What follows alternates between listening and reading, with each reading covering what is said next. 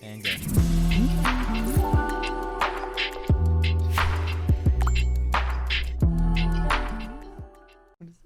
What's poppin', internet? Welcome to another episode of the Synced Up Filmcast, the show we reel you in to Christopher Nolan movies and then slap you right in the fucking mouth for being here. I'm worried. No, we don't do that. We don't slap you. We love you. We love you. We welcome you with open arms. Yeah, Only hugs around here. Only hugs around here. Today, we're obviously going to be talking about the Oscar winners and the Oscar events, of course. We're going to be talking about a deleted scene from The Batman. We're going to be talking about Halo and its reviews. We're going to be ranking Memento, the Christopher Nolan movie, and then moving on to Insomnia next week. Got no trailers, and then we got a new game for you we're going to play this week. New game. But before we get into that, a little bit of housekeeping for you. Hold up. What, holding up? You never said my name, first of all. Oh, yeah. You didn't. Timothy DeRoe. Sorry, I just went into it, you know? Yeah. Everybody knows. What'd you say? What'd you Huh? say, Jordan? Why we fucked? Well, we're not gonna watch it. No, we'll just talk about it. We'll say skip 2 minutes. Well, I was gonna say. Well, Jordan still hasn't seen Batman. Oh. We'll give a 10-word review on the deleted scene. We won't talk about the deleted scene, but we'll give her a little review. Yeah. You said good luck. Mm-hmm. Well, just editing, because that was like a lot of clusterfuck at the beginning. Oh. Yeah. Okay. Yeah. I thought you meant like you were. Y'all didn't see this, but there was a big kerfluffle at the beginning here. I thought.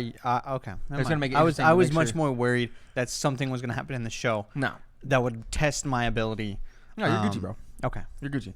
Anyway, before we get into the show as a whole, let's talk about housekeeping. If you enjoy this show as a whole, or as a slice, you should consider supporting us on Patreon at patreon.com/syncedup, where for $1 you can get access to our lovely Discord, where we talk about bugs from Elden Ring. Chance has 100% on Elden Ring. We talked about that. Yep. I'm going to have that soon. We talk about people getting slapped in the face. You know how it goes. Over $5 you get access to that Discord and the post shows of both the shows that we do every week, and many more goodies, all from youtube.com/synceduppodcast and podcasting services around the globe. The globe. New episodes of this show specifically go up on all those feeds Tuesdays, 7 a.m. Central Time Zone gang. You can also write into the show to synceduppod@gmail.com I combined either and any with Anerth with any questions, comments, concerns, or games, and we will read those on the show. Yes, we will. Or the reader mail submission tab. That's why I combined them, because it was or. So maybe I can write or in any, because it was the or. I don't know. Anyway, Orny. Orny. Oh. You should also consider following us on Twitter @synceduppod to keep up to date with all of our content from across the big ol' board. Lower thirds. Lower thirds are geeking. Lower thirds. How we sound audio like? Like listen to us. Our audio should be pretty clean. Okay, I'm just saying. Everything else is weird. Yeah. Go ahead and turn them back. Make sure it's back off though, so it doesn't pop when we come back to this screen. I guess that's true. That's true. But if things are getting fucked, you know. Lower thirds. Anyway, part of that big old board from Twitter is TikTok. Go over to @synceduppod on TikTok to give us a like, a follow, a comment, a share, a favorite, all those stuff to get our numbers up over there. We need the support over there to get some people to come over here to watch our stuff. You know, Yeah. Chance Rainer, shout out to him. He's putting all those together.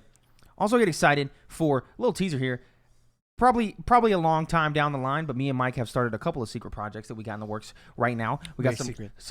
very secretive. We got some write-ups going in on the Google Docs as we speak. Don't hack our Google Docs.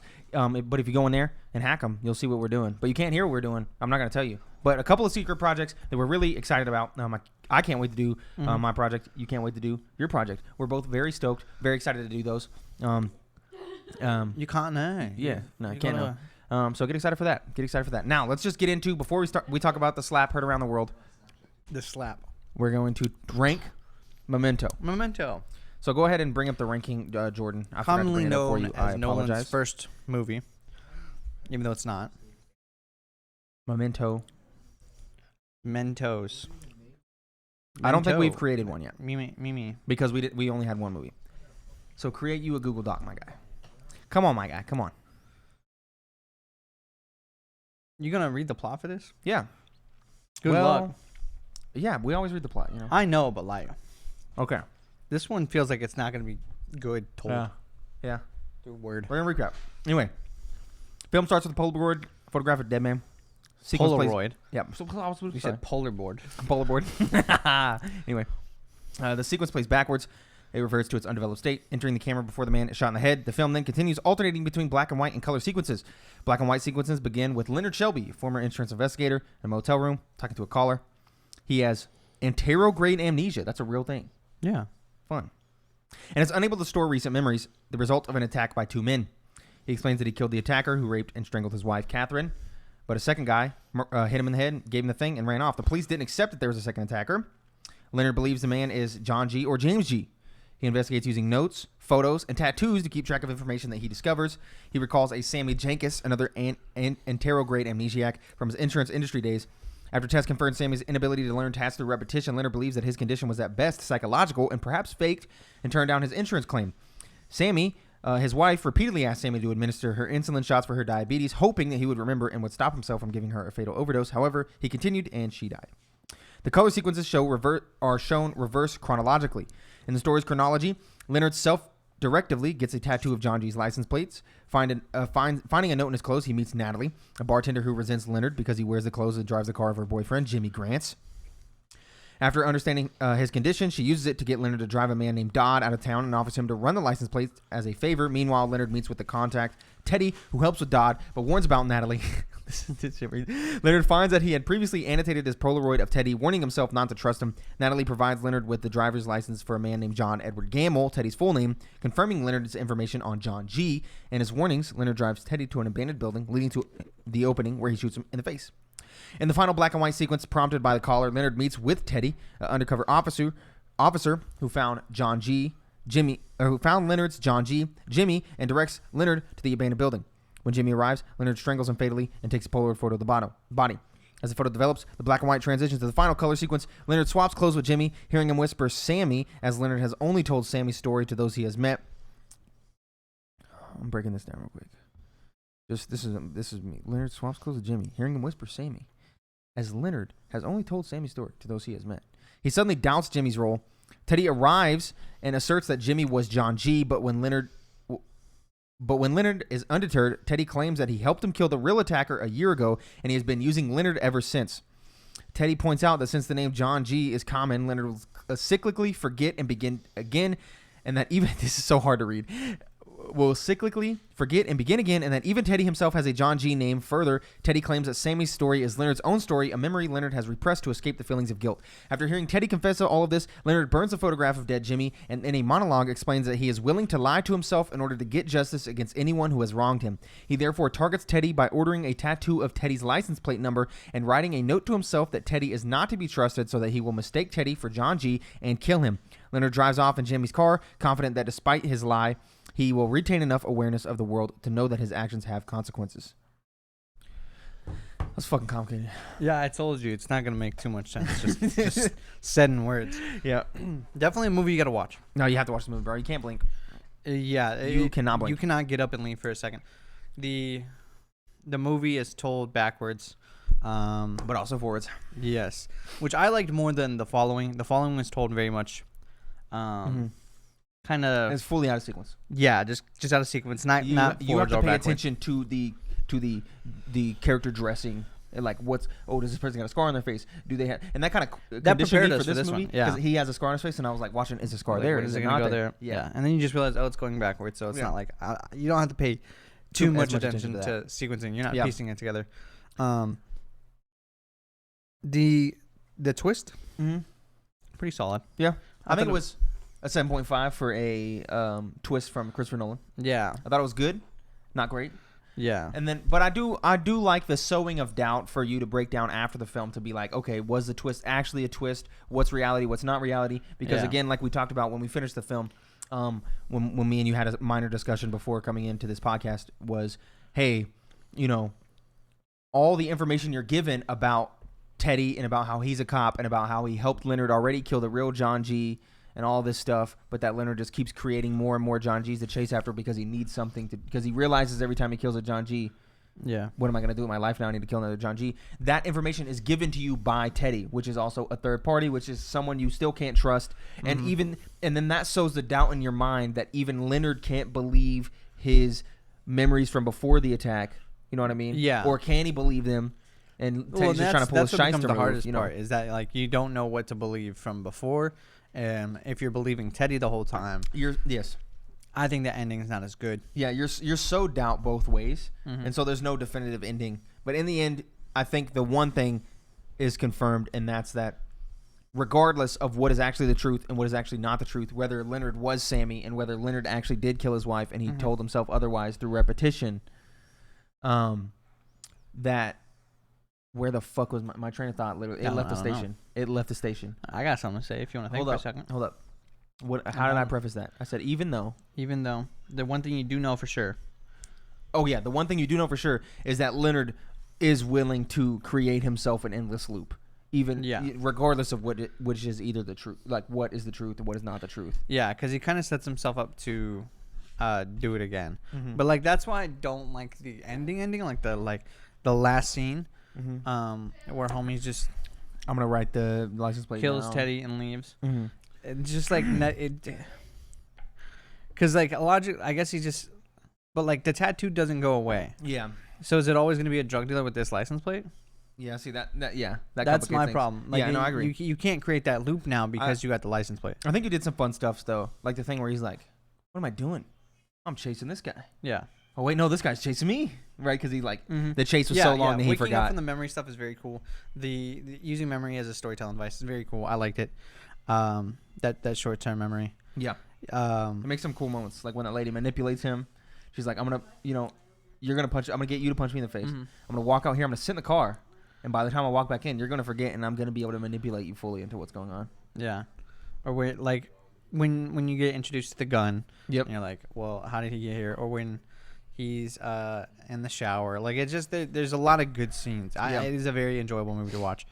I think it's, you want to rate it? Yeah, let's rank it. Go ahead and bring up the question list, here. Bing bop. Bada bing. Pow. Pow. So, you just want 3, 2, 1 it? Sure. 3, 2, 1. 1. 2. I think it's 2. Really? Yeah. I think so. I think it's 2. Because, honestly, let me give you my argument. Okay. I try not to hold it against the following for being black and white and being low budget. So I'm trying to, like, disregard that. I think as, like, a story, because Memento, I think what makes a good movie with a good twist and a good like mindfuck is one that is still concise enough for you to fully like understand what's going on. And I think Memento was told in such a way that's too confusing that it almost makes it hard to understand. Like the ending is even more ambiguous. Whereas the following, while told in a confusing way, by the end, and I think that's probably due in part that the movie is only an hour.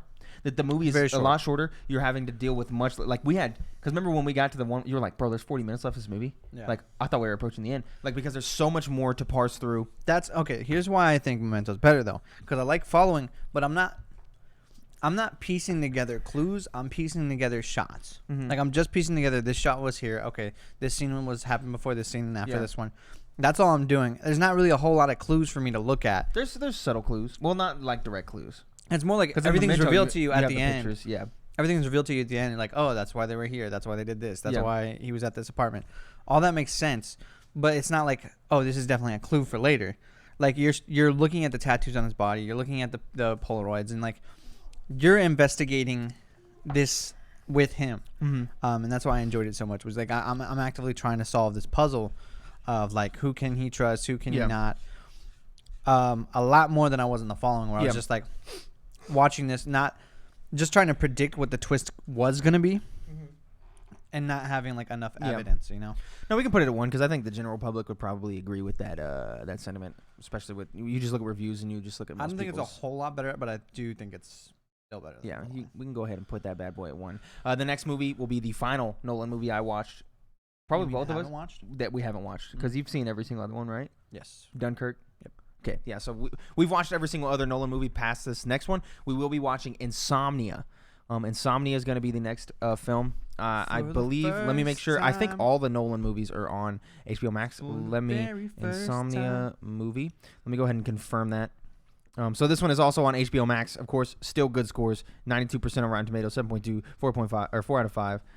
This one has Al Pacino and Robin Williams, which I'm very, very excited for that. Super, super excited for that. This one about the same length, an hour 58. Let's get a little synopsis here. Story of a veteran police detective, Al Pacino, who was sent to a small Alaskan town to investigate the murder of a teenage girl forced into a psychological game of cat and mouse by the primary suspect. Events escalate, and the detective finds his own stability dangerously threatened. Sounds good. So we're going to go in on Insomnia this week. The week after that, we'll be going in on Batman Begins. So if this one's a banger, I think we're full bangers the rest of the way. Oh, yeah. No, I mean, it's been bangers so far. You know? Yeah. Oh, my God. What? What'd you do? Oh, Jordan's playing Pokemon. Anyway, now it's time for the news items of the week. Before we get into the Oscars, let's talk about these two little things. Small things.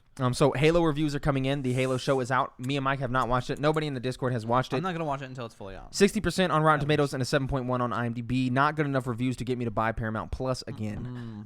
We'll wait for a free trial, and then we'll binge it, I guess. Yeah. Maybe I will, maybe I won't. Depends on the reviews by the end. Yeah. The public opinion could change. Okay. Maybe it's just a bad first episode, but I'm not excited. And then, of course, this week was revealed a deleted scene from The Batman. We will not spoil.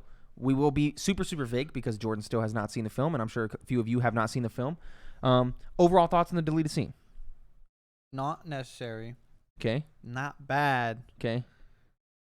I didn't say like in 5 words or like. You don't got to count it. Oh, did we?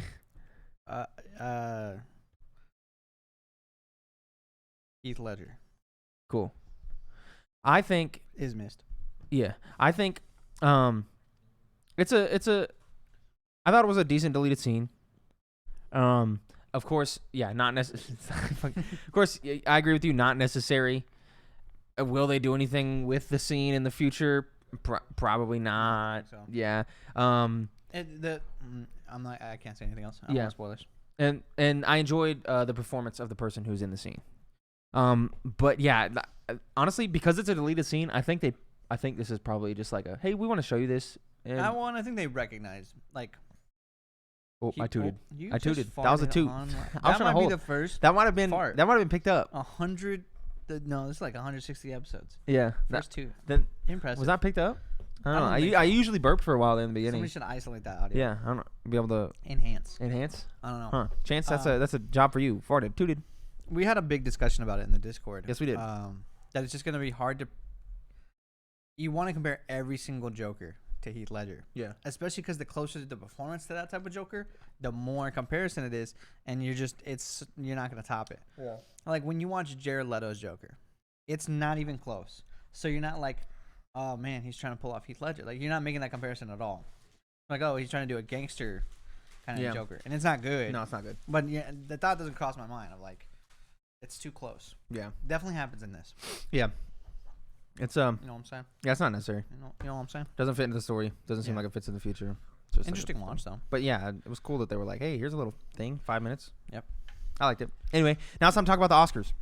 The Oscars. So do we talk about the slap heard around the world first or the winners? Let's talk about the slap. That way we can highlight the winners, you know? Yeah. To get everyone. So slap heard around the world. If you didn't know, which I'd be shocked if you didn't. I'd be shocked if you didn't. This week at the Oscars, your boy Will Smith slapped the shit out of Chris Rock. That's from Chris Rock. Will Smith just slapped the shit out of me. So here's the events of the day. Chris Rock's on the stage.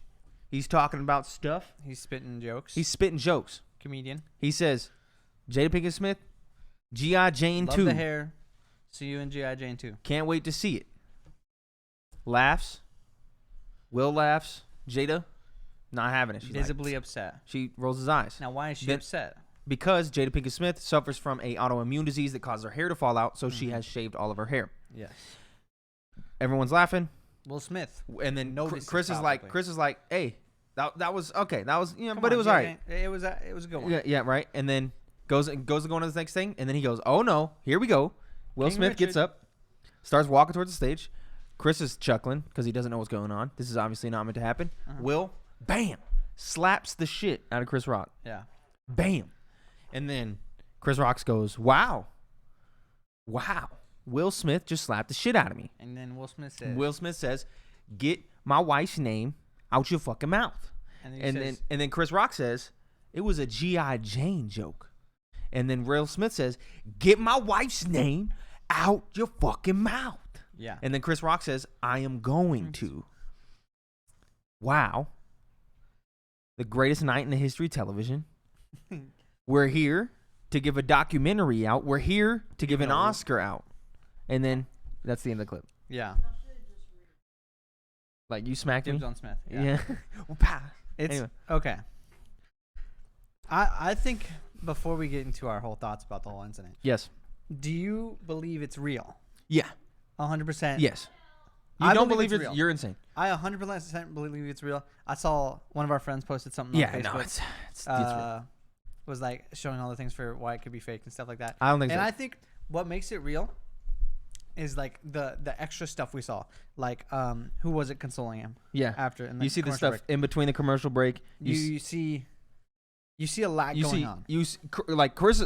The thing that made me realize it was real is when Chris goes, when Will started cussing and was yelling, and then when Chris goes, I'm going to, because he's like obviously flustered and he doesn't know what to say, and he's like, you can hear the inflection in his voice where he's like, because people have all dealt with confrontations, right, in those situations, and then you just don't know what to say. And so he says it in a way that's like I want to punch you in the mouth, but I'm chilling out. I'm going to. Yeah.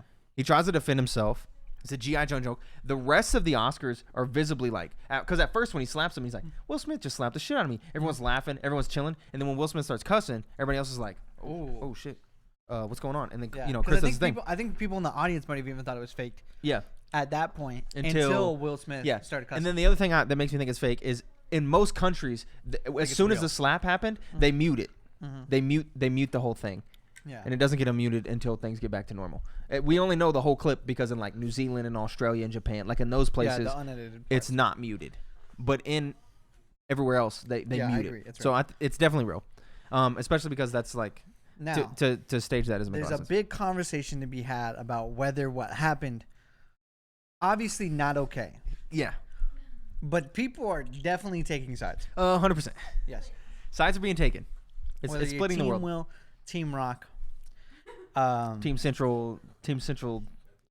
I think I don't feel attached to a team. I feel attached to. I kind of do. That I think that action is okay if you're not at the Oscars. That's what I'm saying. Okay. If Chris Rock made that joke while they were at the house, home, they were chilling at the crib, Will Smith can slap him, tell him to get out of his house. Yes. I think that's okay. Yes. You are at the Oscars. Yes. This is the biggest one of the biggest events. So I'm gonna couple. I got a couple of this. One, Chris Rock should not have made the joke at all. Chris Rock's joke a little tasteless. Not a good joke. She has not good at all. Yeah, she has autoimmune disease. Her hair falls out or whatever. He makes a joke about her hair. It's pretty tasteless. But at the same time, at these events, at these host events, they hire comedians to make jokes at the elitist's expense in the audience, right? Yeah, but there's True. Things you can poke at. Sure. And so it's obvious that he just came up with the joke on the spot. It wasn't a scripted joke that he wrote, and he kind of just whiffed it off, making fun of her for being bald.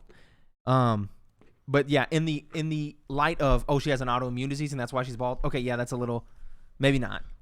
So that being said, like, I still think under no circumstance do you walk up on the stage and you slap him. I think you talk to him in the commercial break. I think you talk to him afterwards. I think you give him a text. I think you even do public Twitter beef. You just do something. But I think you say, "Hey, shut the hell up." Yeah. Don't make that come. You'd be like, "Nah." You could still do the nah. yell.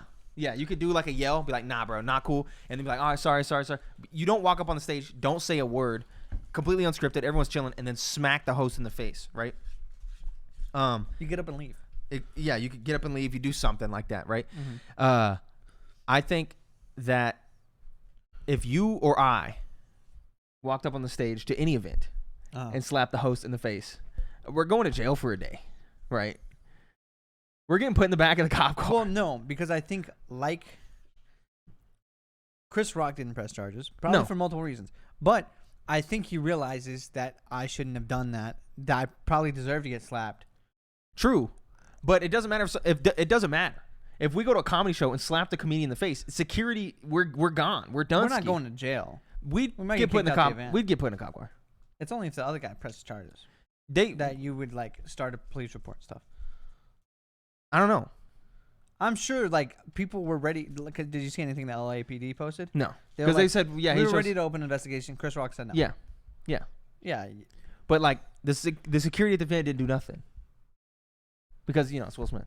They probably went to commercial and then was like, "Hey, yo, do you want to do something about Yeah. this? Do you want us to, take Will out?"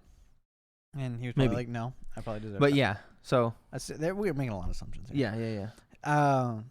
But yeah, you and I kind of got away with that. I think it's still funny as hell, though. No, it's hilarious. It is. There's a lot of good memes. It is what the Oscars needed. Oh yeah. Didn't know the Oscars were happening.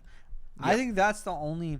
If you're gonna say it's fake, that's your big selling point. Yeah, Is that nobody cared until Yeah. Will Smith smacked Chris Rock and rocked him. And I dude. think that was a good smack. It was a good smack. I I think Chris Rock also took it like a champ. he did. He handled it extremely well. Yeah. Very professional and definitely kept his career in mind. Yep. Will Smith's publicist probably doing overtime. Speaking of, you want to read Will's? Before. Yeah, his apology. Go ahead. Yeah. Let me pull it up. One more. I had one more train He of thought there. He won the award right after. He did win the award. He did win the award right after. I cannot remember my train of Let thought. me read this. That's twice that the train left the station today. I need some water. I've been drinking a milkshake. Yeah, got that milkshake. Me a Yeah. little thirst. I'm going in. All right, quote Will Smith here. Go ahead. Quote Will Smith apology. Violence in all of its forms is poisonous and destructive. My behavior at last night's Academy Awards was unacceptable and inexcusable. Jokes at my expense are a part of the job, but a joke about Jada's medical condition was too much for me to bear, and I reacted emotionally. I would like to publicly apologize to you, Chris. I was out of line, and I was wrong. I am embarrassed, and my actions were not indicative of the man I want to be. There is no place for violence in a world of loving kindness. I'd also like to apologize to Academy, the producers of the show, all the attendees, and everybody watching around the world. I would like to apologize to the Williams family and my King Richard family. I deeply regret that my behavior has stained what has been an otherwise gorgeous journey for all of us. I'm a work in progress. Sincerely, Will. That's a good apology. But his acceptance speech immediately after, I think, was pretty poor. Because he talked about... Because he apologized to the Academy again. Yeah. And he kind of talked about, like, he kind of, like, threw shade at Chris Rock, talking about, you got to be ready for people to disrespect you in this business. And you're supposed to be able to take that. It's like, yeah, man, come on, chill out. But I do agree that the biggest thing that comes out of this, which we're going to talk about the winners because there's some good stuff here to talk about. Things got overshadowed. King Richard, Will Smith hasn't really been a poppin', like he's been an actor, but he hasn't been a poppin' actor. King Richard, good performance. People love that performance. People love that movie. That's a movie about something that's good. It sucks that his performance is getting overshadowed by his own actions. Jada was probably extremely like, dude, you're embarrassing the shit out of us. That was the thing that even when he was doing his whole thing, that she was still sitting there like, bruh, Yeah, I'm about to say, Will gets a free pass for that one. Well, okay, but the entanglement. But there is some other things that happened at this event, some other people that won, some other awards that were given out, and other historical things that happened at the Oscars that are being overshadowed by the fact that two top actors got slapped in the face. So here we go. Let's run through the winners. Best Picture goes to Coda. Coda, CODA, is on Apple TV Plus. This is a show that I recommend you go get a free trial to Apple TV Plus just to watch this film. This is an extremely good movie. I watched it last year at Sundance, and honestly, I'll probably buy it somewhere if it's like on YouTube or something. Coda is a really good, heartwarming film. If you don't know what it is, it's about a girl who can hear that's in a family of people who are all deaf. She has a brother and a mother and a father. All three of them are deaf. She's the only one who can hear. Yeah. She wants to go to music school, and she struggles with going to music school or staying and helping her family who can't hear. It makes for an amazing film that very much deserved this win. So go watch it. And it's also great for the deaf community. A lot of it is in sign language. You have to put in work as a viewer to enjoy this film, and I like that they respect the viewer for that. The best actor in a supporting role was given to Troy Kotsur from Coda. This is the first deaf actor to win this award, the Best Actor award. He's a deaf actor. They got deaf actors for this film, which is a good choice. They did it with Eternals. I really like that, getting someone who's actually deaf to play a deaf character. I think it makes for a more believable performance, a more impactful performance. Wasn't the kid in the silent place actually deaf? Yes, the kid in the silent place was also deaf. You love to see that type of stuff. You love to see that inclusion, that representation on the screen. And we should not let the fact that Will Smith slapped Chris Rock overshadow the fact that the first deaf actor won a Best Actor award. You love to see it. Go watch Coda for real. Supporting actor. Yeah, supporting actor. Good ass film. Now going back through the other winners. Best Director was Jane Champion for Champion of the Dog. That's funny that her last name's Champion. Maybe her last name's not Champion. Did I type Champion? It's not Champion of the Dog. Jane Champion. It's Power of the Dog. That's funny. There you go. Power of the Dog. That's the Benedict Cumberbatch movie that's on Netflix. A film that I have not got around to, but it is on my list because I love Oscar bait films. You know me. You know how I go. I will watch it eventually. My dad said he enjoyed it. It's the Western. Get excited for that. Best actor in a leading role: Will Smith in King Richard. Another movie that's Oscar bait. It's on my list that I want to watch. It's gonna be weird to watch it. Nearly as many Oscar bait movies this year. No, we've been busy. It's watching the rankings and doing the 2 Disney movies a week. Yeah, we've been very busy. Getting into Pokemon. You know how it goes. Yeah. Getting a little busy there. Best actress in a supporting role. That's Ariana. I think it's DeBose or DeBoy, something like that, from West Side Story. That's the actress that played the girlfriend of the dude. Not the main girlfriend of the dude, the star-crossed lovers, but the girlfriend of the Hispanic dude. I can't remember. But me and Adriana watched that movie. I thought she was one of the best parts of that film. You remember her? The lady who's the boyfriend of the Hispanic guy in West Side Story. She's the one who has the dress. She does that whole dance with the dress. So good. Probably the best performance in that film. Marita? No, that's the main lady. Maybe it's Anita? Who knows? I don't know. Anyway.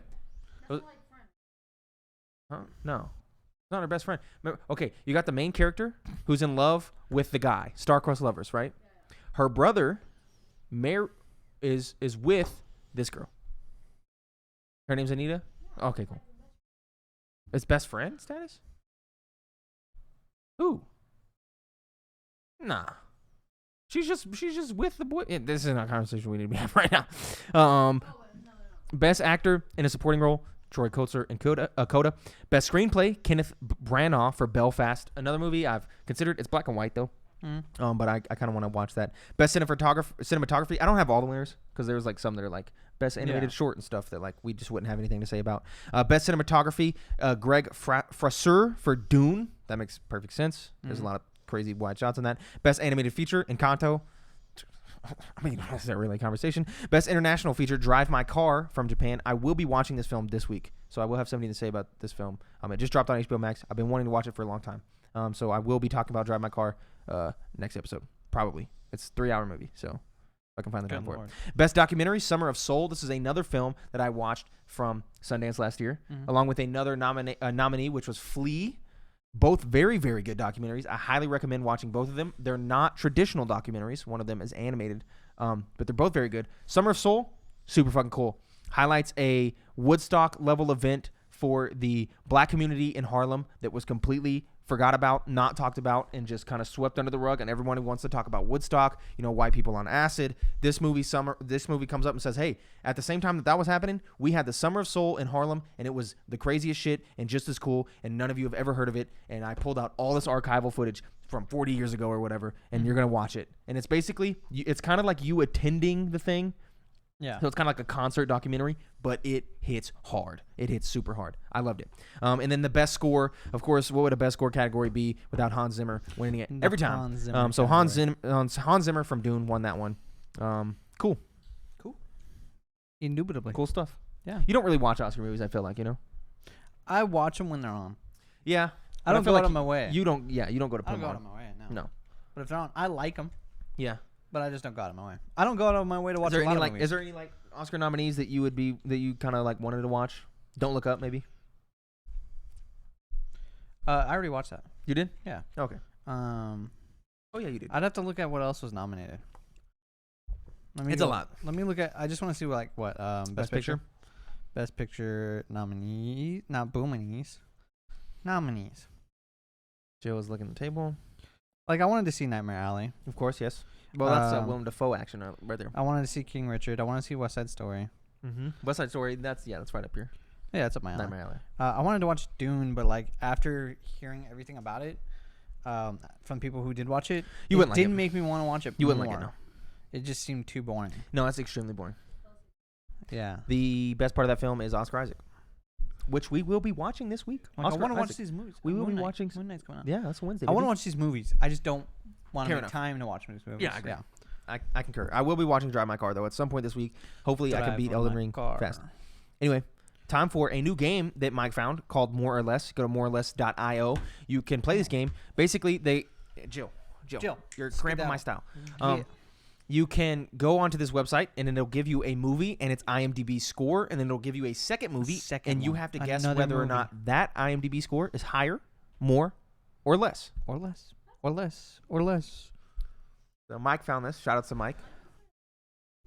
So I'd starting off be on the with internet. what I feel like is a very, very easy one here. You know, I hope it's easy. So Ambulance 2022 with a 6.8 I really hope IMDb this is easy. and Incredibles 2 from 2018. I believe Incredibles 2 is higher. I agree. I personally liked it more. How would it be if we started this new segment off with high score of 0?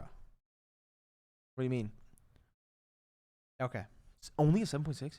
Oh, so do we just go until our streak is done? Yep.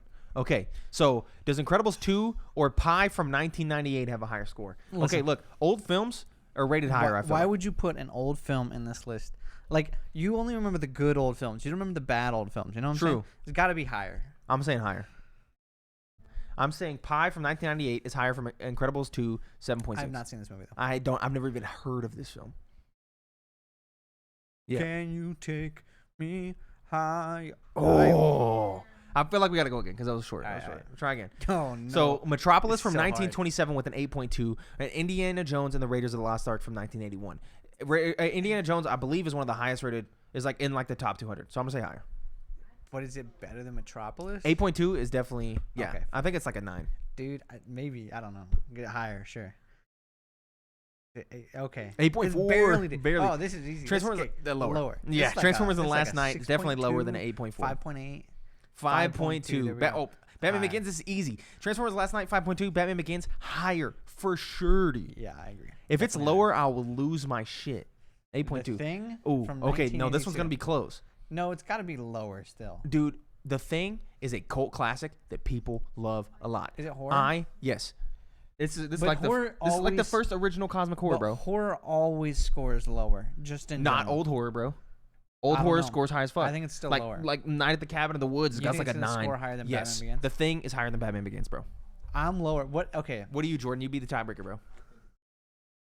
Go ahead and click lower. I almost want to put money on this one. Oh my god! God. Okay, it was lower at an 8.1.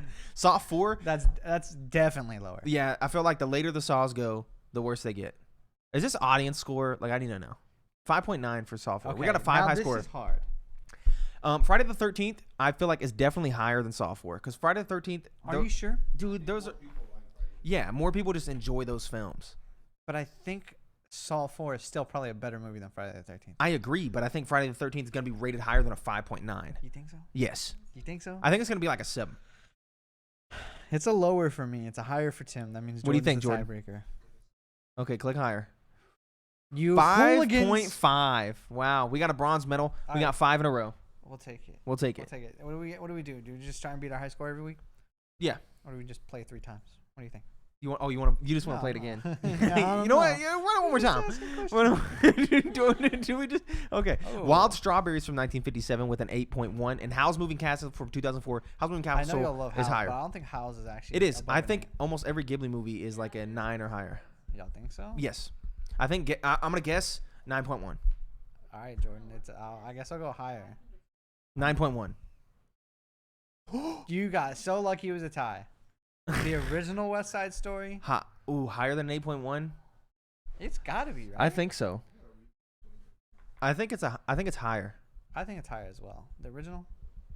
7.6. This is Wow, hard. we're bad. This is hard. No, we're bad. What does it say there? Choose game mode. Wait, choose game mode. Click choose game mode. What does that do? IMDb. Oh, rating. they have TV? tons of more or less. We could save some of these for the post show. Oh, that's budget. That'd be. Oh.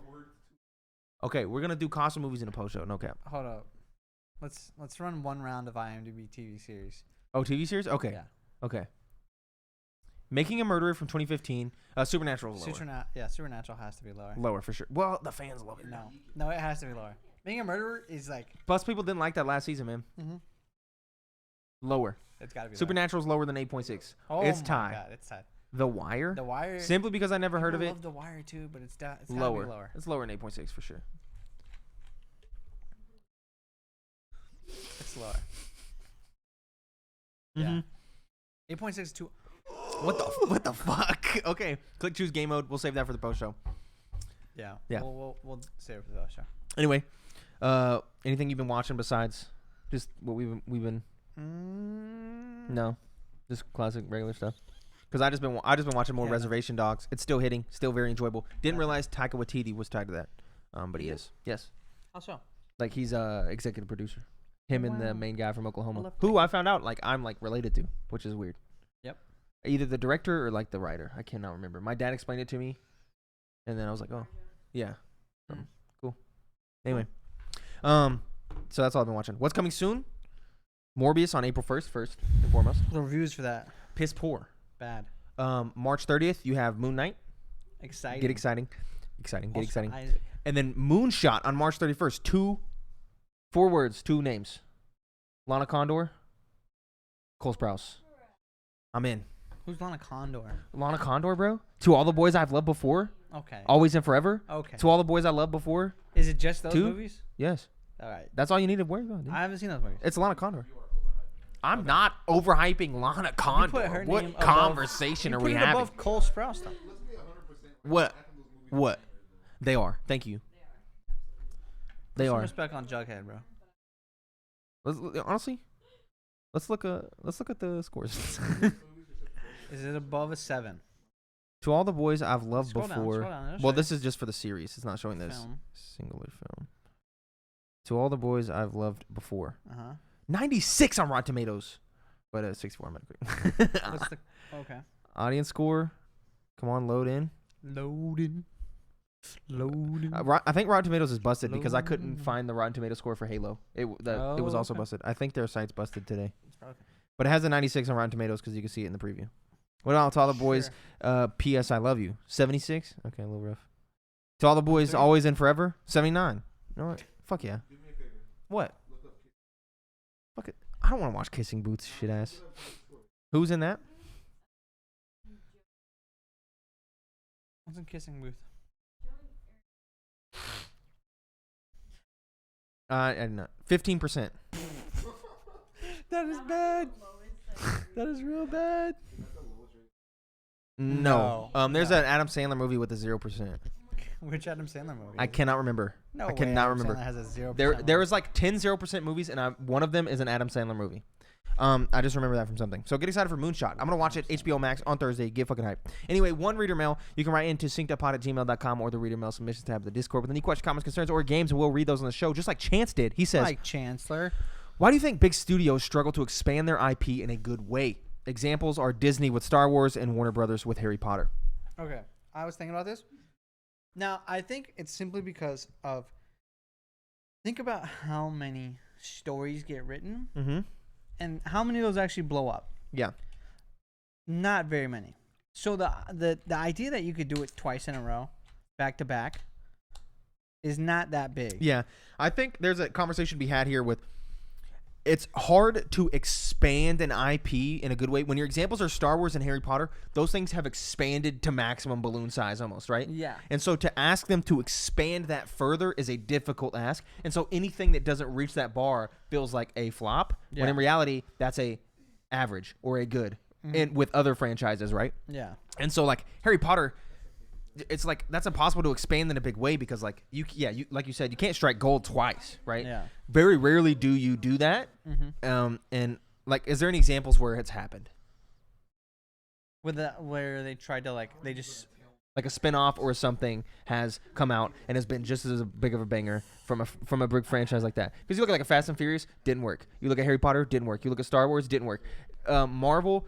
This is they're still in their first run. Like they're still in their first run essentially. Yeah. And it's hard to say stuff is spin-off because it's still very strongly related to the original. Tied to the original. Man, I don't know. Star Trek, no, didn't work.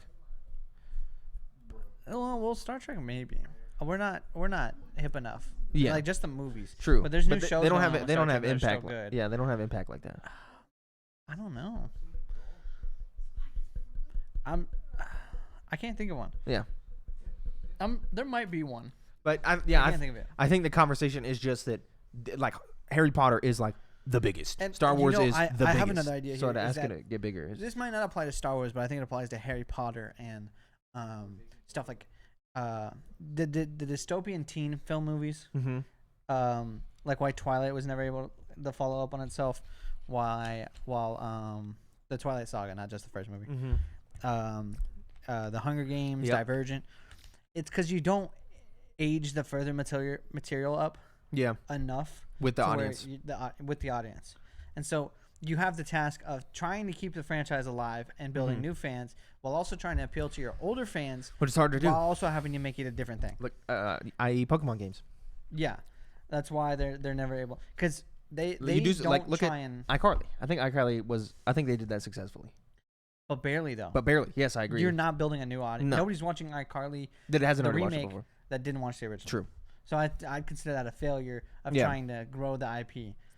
But they at least, but it does feel like it's not growing the IP, but it does feel like they've expanded their IP a little bit to like, I guess in the weird direct literal sense of the word, but not really in the way that you're asking. It's still like, because the success now means you have to make something kind of original.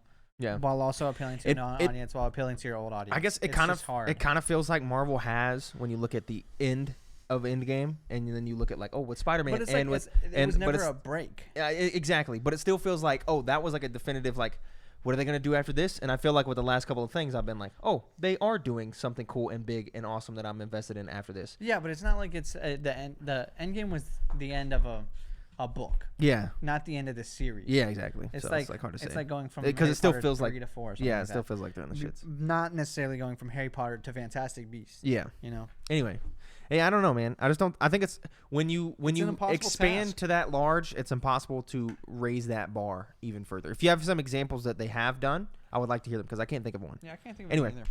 We will be doing was an Adam Sandler movie ranked 0%? Okay. So the website is fucked up?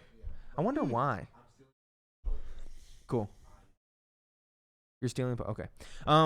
That's it for this episode of the Synced Up Podcast. If you support us on Patreon or Synced Up Filmcast, if you support us on Patreon at patreon.com/synced-up, you can get access to the post show that we're about to do for $5.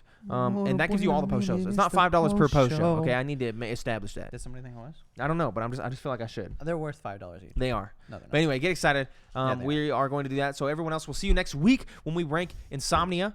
But if you pay $5, we'll see you in a few minutes. Yes, we'll talk about Moon Knight, and I'll talk about Moonshot, and I'll talk about Drive My Car. Goodbye. Peace.